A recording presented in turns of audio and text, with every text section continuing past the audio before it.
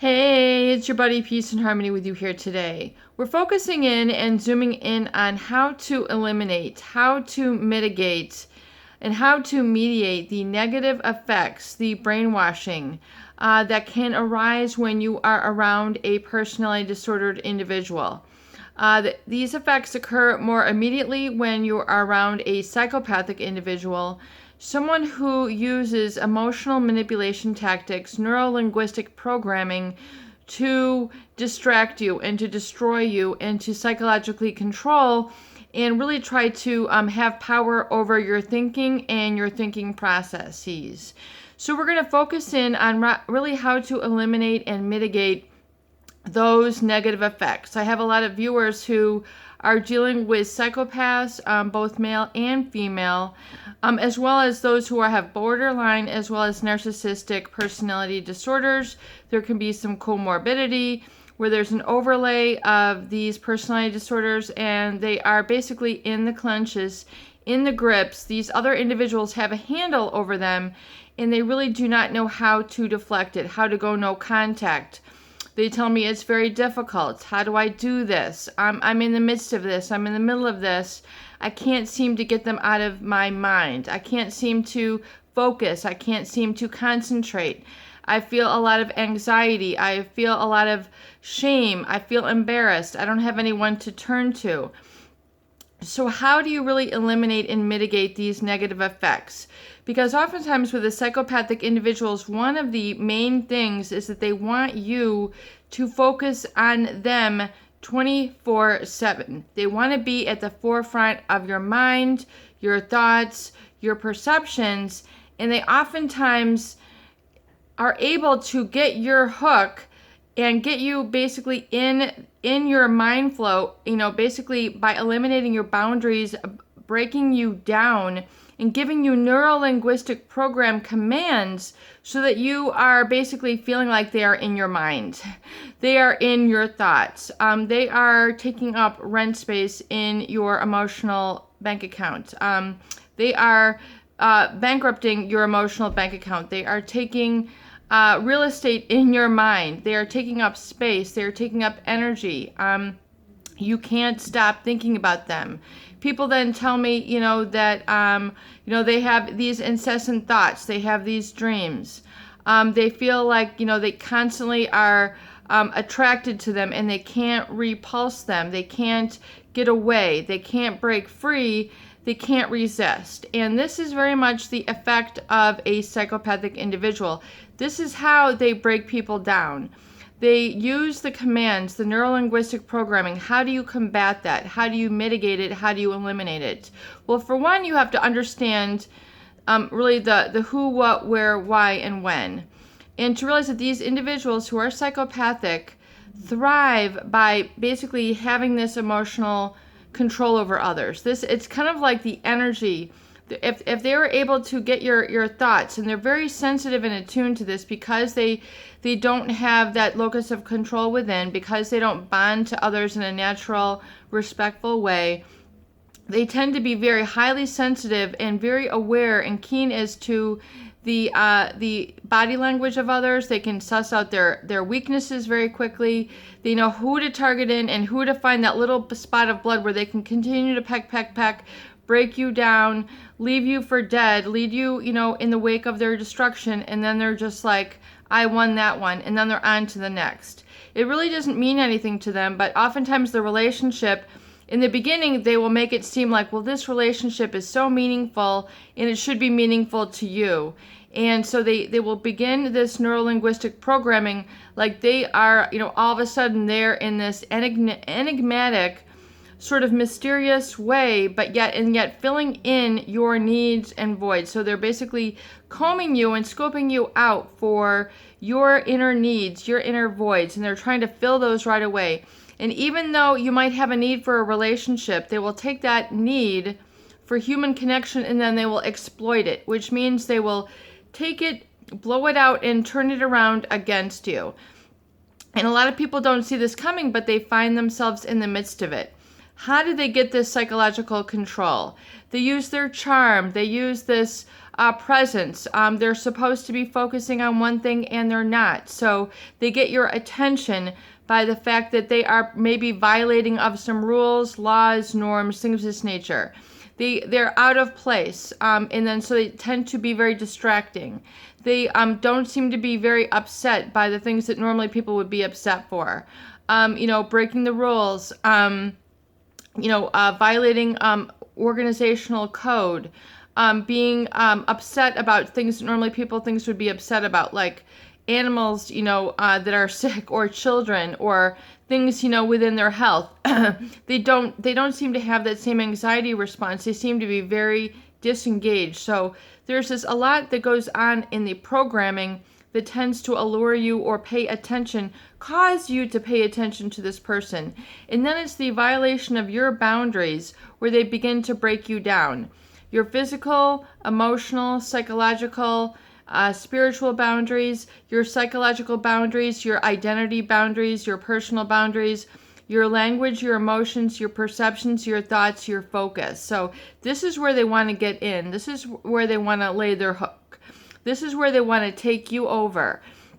And they will do this through the neuro-linguistic programming, which means they're using commands to get you to basically get off of your game, off of your natural intuitive focus, your natural intuition, your gut, the vagus nerve that runs from your spine around to your gut, your solar plexus. They want to get you there. They want to get under your skin. They want to get into a place where you lose your I am, you lose your sense of identity, you lose your sense of focus, you lose your sense of inner guidance, your, what I call basically your North Star, your inner compass.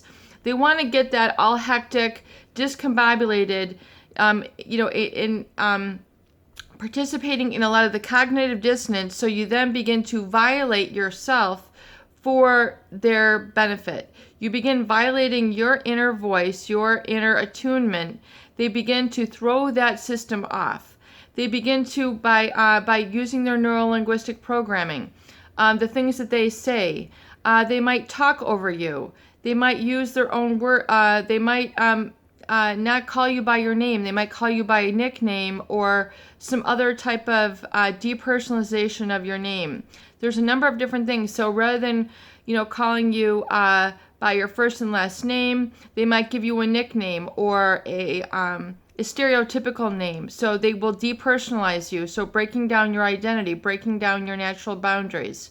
I've had clients who, their sisters have called them sissies. They've called, them bunny. They've called them sweet pea. They've called them boober. They've called them all sorts of different names that are depersonalizing and disrespectful.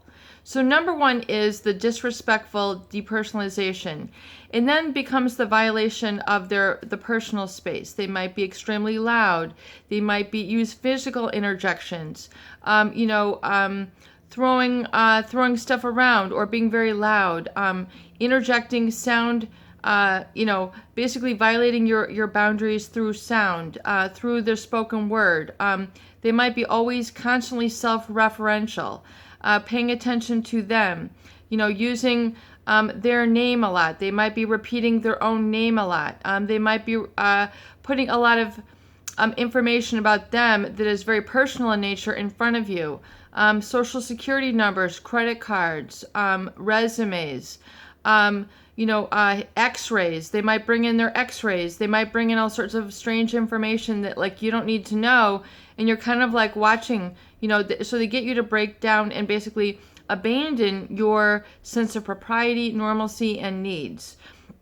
And then this begins then a time for them then where they can basically get into your mind, where then you're constantly thinking about them and then directing your life purpose onto putting them in more of a preferential place, so that you are constantly thinking about them, and then your life becomes basically meaningless as you begin then to feed in or get sucked into their energetic fields.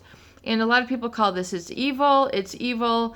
You really want to identify it for what it is, and it's very, very serious. very serious on many levels. And in fact, a lot of organizations don't know how to identify, deal with it. A lot of families don't know how to identify and deal with it. A lot of people in intimate relationships, marriages, don't know how to identify and deal with it until it's too late, until it's so far gone. This person is in a state of fear, anxiety. They feel like they have lost their life. They want their life back. I can't explain, but I feel like I need my life back. I need my attention back. I need to feel like me again. I mean, these are all some of the symptoms of psychopathic control, of a emotional manipulator, someone who seeks to overpower others. So it is because they have a propensity of boredom that they need to basically detract and derail others. So this gives them a sense of excitement, what they look forward to, what they take pleasure of, what basically fills them up. It fills up that inner void. So you don't want to be a victim to this. You don't want to be somebody else's target, supply, etc. So how do you mitigate it? How do you eliminate it? Well, realize that oftentimes they will depersonalize you, so you need to counteract that depersonalization with personalization. You need to get your person and your personhood back. So if they have used a lot of these nicknames, slander names, etc., triangulation, and made you feel depersonalized, then your affirmations, you need to work very strongly and heavily in the concept of affirmations and use your own personal name. And you need to repeat your own name over and over and over again. For example, let's just use the word Trisha. Okay, let's just say, my name is Trisha, and I'm going to say, Trisha, Trisha, Trisha, Trisha, I am Trisha. I am Trisha, and I am deflecting evil. I am, put your name in, deflecting evil. I am deflecting evil. And begin to repeat this. Repeat your I am and get your own personality back using your first name. And deflecting the evil, which means you're calling it out of your space. You're calling it out of your mind. You're calling it out of your spirit. You're calling it out of your emotional space. You're pushing it out because they're going to try to get you to feel like your attention should be on the psychopath. The psychopath wants you to constantly be in a paranoid and hypervigilant state so that you're watching them. Where are they going on their phone? Where are they going in the hallway? Where are they going on their Facebook? Where are they going in their car? Where are they going on this date? Where are they at this time? Your mind becomes basically addicted to their psychological control, and you lose a sense of control and of your own reality and your own personality, your own identity. And it's very scary for a lot of people. So you want to mitigate that first with the spoken word. The spoken word is setting a vibrational tone and getting control back. So the spoken word is sending a vibration and a command back to reset your own programming, because this person is trying to deprogram you. They're trying to condition you. They're trying to, get you off of your focus and off of your I am, and decentralize you. Basically, get your to be centralized means which to have your center. I am centered. I am centered. I have my vision on the right things. I am attending to the right things. I am listening to that which is beneficial. I am attending to that which is healing. I am listening to that which is healing and empowering. I am feeling and touching that which is healing and empowering, and I'm moving my way through this. I am moving my body through this now. Using the affirmations of the I am and counteracting the very specifics with which that psychopath is trying to throw you off. So if they are trying to cause paranoia, your affirmation should be, I am secure. I am content. I am grounded. I am so happy to be grounded. I am thrilled to be grounded. I am liberated. I am free. I am free and I am me.